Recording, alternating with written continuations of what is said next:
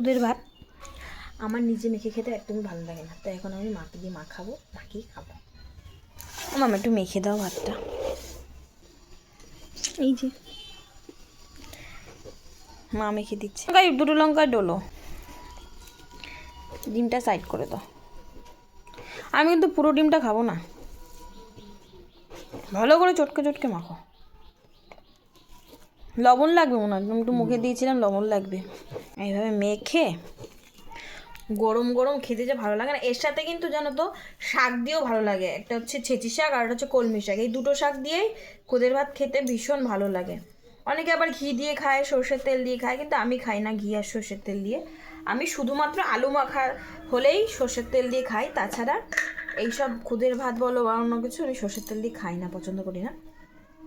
এনে এবার দেখ ঠিক আছে নাকি, দেখ ঠিক আছে। দাঁড়াও খেয়ে দেখি। ও সত্যি হেবে ঝাল ঝাল হয়ে যাবো মাম, খেয়ে নি।